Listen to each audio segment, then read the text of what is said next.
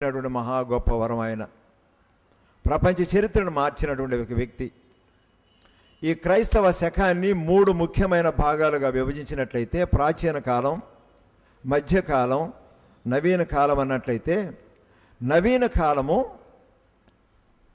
ఈ Martin Luther October 31 చేసినటువంటి కార్యముతో reformation మూవ్మెంట్తో ప్రారంభమవుతుంది. అలాగే ప్రపంచ క్రైస్తవ సంఘ చరిత్ర కూడాను మరి 3 భాగాలు చేస్తే మోడర్న్ హిస్టరీ ఈ యొక్క సంఘటనతో ప్రారంభమవుతుంది. కనుక అది మహా గొప్ప ఇపోక్ మేకింగ్ ఈవెంట్. అది మరి ఆ మహనీయుడిని జ్ఞాపకం చేసుకోవడం చాలా సంతోషకరమైంది. The Lutheran identity is not simply name. సౌవార్థిక ఉద్యమానికి ఆయన నాయకుడు. యేసుక్రీస్తు సువార్తను నమ్మేవారు, యేసుక్రీస్తు సువార్త ద్వారా జీవమును పొందినటువంటి నూతన జీవం పొందిన వారందరూ లూథరన్సే, అనగా ఆ మహనీయుని మార్గంలో నడిచేవారే.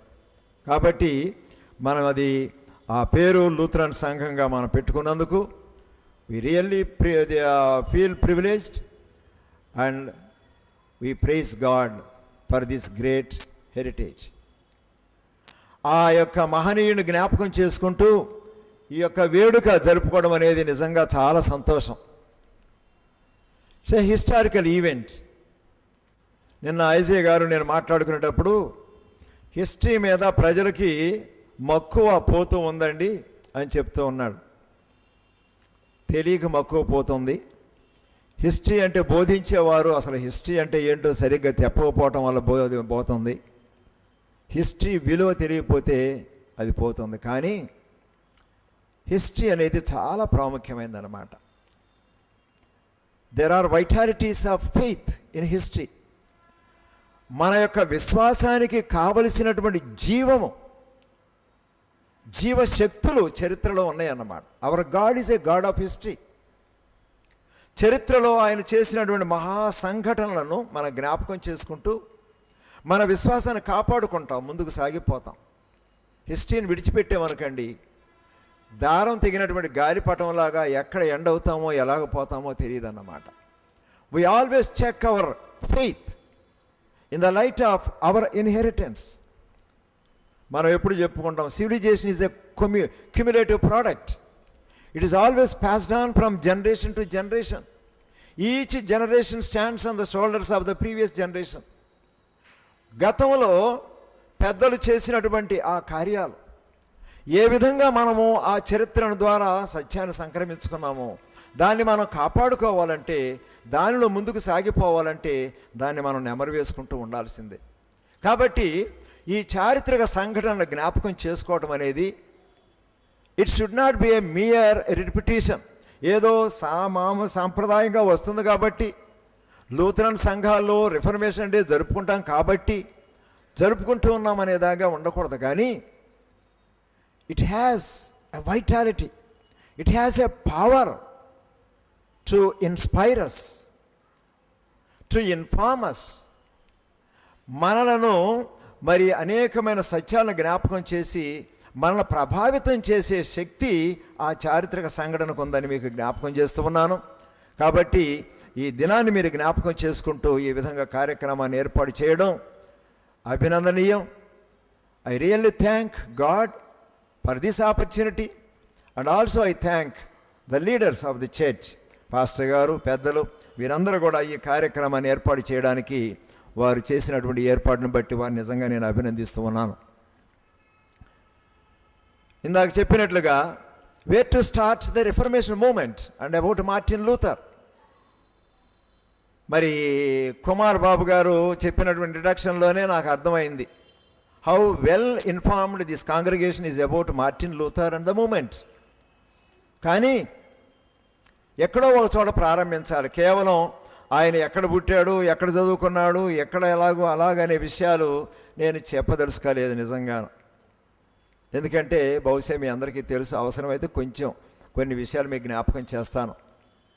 1483 సంవత్సరం నవంబర్ 10వ తేదీన ఆయన జన్మించాడు. జర్మనీ దేశంలో చదువుకున్నాడు. ఆయన చిన్న స్కూల్స్లో ఎర్ఫర్ట్ యూనివర్సిటీలో లా చదువుదామని పోయి ఆయన మరి ఒక సంఘటన ద్వారా, పిడుగుపాటు సంఘటన ద్వారా ఆయన మరి సన్యాసి మఠంలో చేరాడు, దేవుని సేవలోకి వచ్చాడని మీ అందరికీ బహుశా తెలుసు.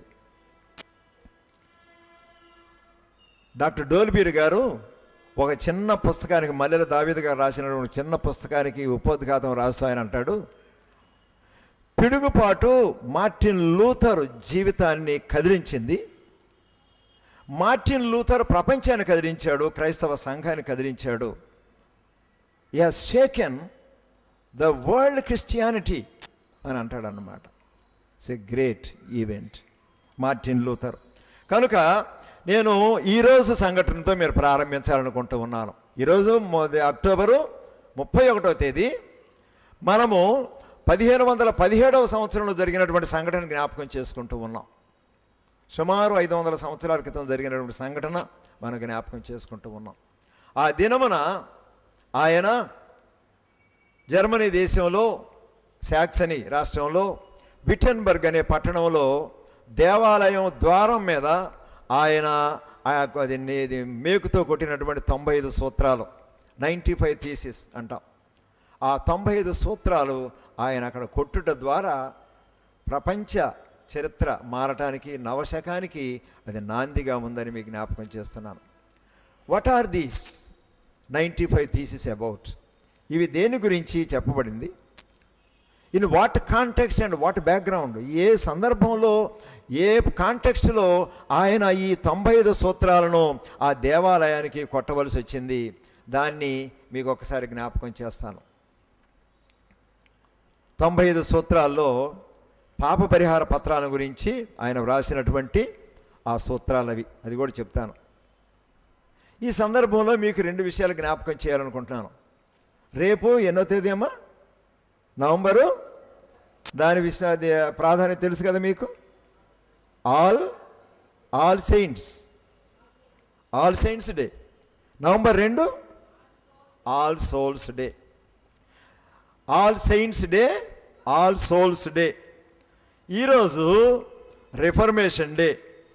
మరి చాలా ప్రాముఖ్యమైనటువంటి విషయాలు ఒకదానితో ఒకటి వచ్చినాయి అన్నమాట.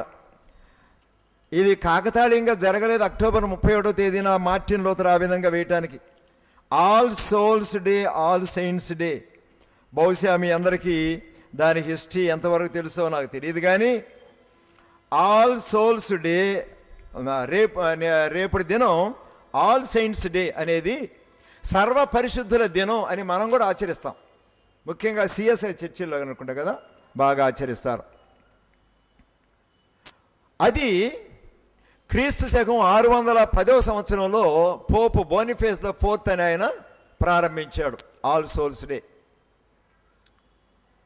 అది ఎక్కడి నుంచి వచ్చిందంటే, రోమా సామ్రాజ్యాన్ని పరిపాలించిన హేడ్రియన్ అనే చక్రవర్తి క్రీస్తు శకం 120వ సంవత్సరంలో ఒక పెద్ద దేవాలయాన్ని కట్టించాడు. To venerate, to celebrate all gods and all heroes of Roman history. రోము ముఖ్యంగా వాళ్ళ చక్రవర్తులు కానివ్వండి, వాళ్ళ హీరోస్ అందరినీ దేవుని ఇన్కార్నేషన్ అన్నట్టుగా వాళ్ళు నమ్ముతూ ఉంటారు. So he wanted to celebrate A day for all the heroes and God's of Roman empire. అది 120వ సంవత్సరంలో జరిగింది. అయితే 312వ సంవత్సరం నుంచి మరి రోమా సామ్రాజ్యం క్రైస్తవ రాజ్యంగా మారిందని మీ అందరికీ కూడా తెలుసు. కాన్స్టంటైన్ చక్రవర్తి క్రైస్తవుడయ్యాడు. అంతకుముందు బాగా హింసించబడినటువంటి క్రైస్తవ సంఘం మరి official church of the umpire అయ్యింది. తర్వాత కొంతకాలం పట్టింది అనుకోండి.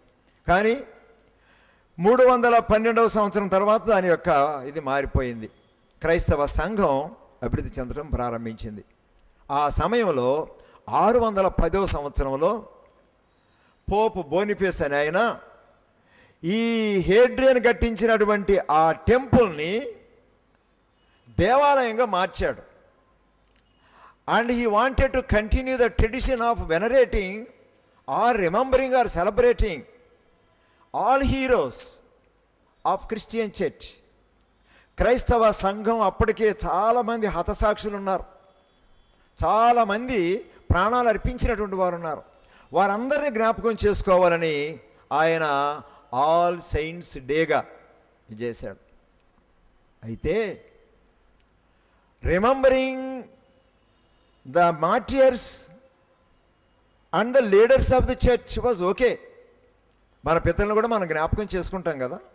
కానీ రాను రాను క్రైస్తవ సంఘము దిగజారిపోయినటువంటి, ఆధ్యాత్మికంగా దిగజారిపోయినటువంటి దినాల్లో, మరి తర్వాత మనకి రిఫర్మేషన్ అసలు ప్రారంభం కూడా అదే, ఒక ఉద్దేశం కూడా అదే. దిగజారిపోయినటువంటి దినాల్లో they began to worship or venerate their relics. ఆ భక్తుల యొక్క అవశేషాలు, వారి ఎముకలు కానివ్వండి, వారి యొక్క వస్తువులు ఏమైనా తల వెంట్రుకలు దొరికినాయని, యేసుక్రీస్తు తల వెంట్రుక దొరికిందని, యేసుక్రీస్తు శిలువ కొట్టిన మేకులు దొరికినాయని, ఇలాగున కొన్ని విషయాలు, అలాగే భక్తుల యొక్క ఆల్ సెయింట్స్ యొక్క అవశేషాలని సమకూర్చుకొని వాటిని పూజించడం మాత్రమే కాదు, వెనరేట్ చేయడం మాత్రమే కాదు, వాటి ద్వారా మనకు మోక్షం కలిగిద్ది, పుణ్యం దొరికిద్దని చెప్పి వాటిని చాలా వెల ఇచ్చి కొనుక్కుంటూ ఉన్నారన్నమాట. చాలా డబ్బులు ఇచ్చి కొనుక్కునేవారు. మార్టిన్ లూథర్ గారి చక్రవర్తి రాజు అయినటువంటి ఫ్రెడరిక్ ద వైజ్ అనే ఆయన కూడాను చాలా ఇలాంటి కలెక్ట్ చేశాడు. కలెక్ట్ చేసి ఇక తెల్లవారి నవంబర్ 1 ఆయన ఇక డిస్ప్లే చేస్తాడు చర్చిలో. It was a great source of income to the state and to the church. అందుకని అలాగున పెడతాడు. So that was going to be a big day for all the people. అది ఒక దురాచారమని మార్టిన్ లూథరు ఆలోచించాడు. నవంబర్ 2వ తారీఖున ఆల్ సోల్స్ డే. మనోళ్ళు కూడా పోతారా, సమాధుల దగ్గర పోతారా? ఇక్కడ ఉంది ఆచారం. 2వ తారీఖున సమాధుల్లోకి వెళ్ళి వారి యొక్క ప్రియులను జ్ఞాపకం చేసుకుంటారు. అది వేరే. కానీ గుంటూరులో, హైదరాబాద్లో అయితే ఆల్ సోల్స్ డే కూడాను ప్రొటెస్టెంట్స్ అందరూ కూడా అక్కడ సమాధుల దగ్గరికి వెళ్తారు, వారి యొక్క పితలను జ్ఞాపకం చేసుకుంటారు. There is nothing wrong in remembering and paying respect and homage to our departed souls. కానీ ఈ ఆల్ సోల్స్ డే వాటి యొక్క ఉద్దేశం ఏమిటంటే to pray for the departed, వారి కొరకు ప్రార్థించడానికి. ఒక లెజెండ్ ఏముందంటే, ఒక ఆయన యెరూషలేము, ఫ్రాన్స్ నుంచి యెరూషలేముకి వెళ్ళాడు పిల్గ్రిమేజ్కి.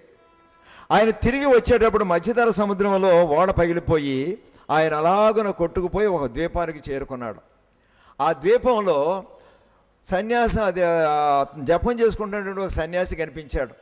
ఆయన చెప్పాడట, ఇదిగో ఇక్కడ కొండను చూసావా, ఆ కొండ చర్యలో నుంచి హెల్ ఫైర్స్ వస్తూ ఉంటాయి, నరకపు అగ్ని జ్వాలలు పైకి వస్తూ ఉంటాయి, అనేక మంది ఆర్తనాదాలు, ఆహాకారాలు కూడా వినిపిస్తుంటాయ్యా అని చెప్పాడట. చనిపోయిన వారు అక్కడ నుండి ఆ నరక వేదంలో బాధపడుతూ ఉంటున్నారని.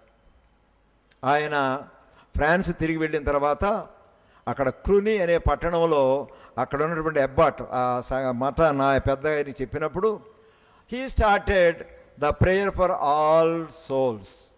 అందరి యొక్క ఆత్మల కొరకు ప్రార్థన చేసి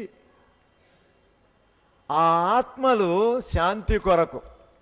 ఇక్కడ ఇంకొక సిద్ధాంతం కూడా తర్వాత ఏమని వచ్చిందంటే, పర్గెటరీ, ఇక భూలోకానికి పరలోకానికి మధ్యలో ఒక పర్గెటరీ, పర్జ్ అంటారు చూసారు. పర్జ్ అంటే ఏంటి? శుద్ధి చేయడం కదా, టు పర్జ్ ఆఫ్. పర్గెటరీ అనేది ఇంకొక స్థలం ఉంది.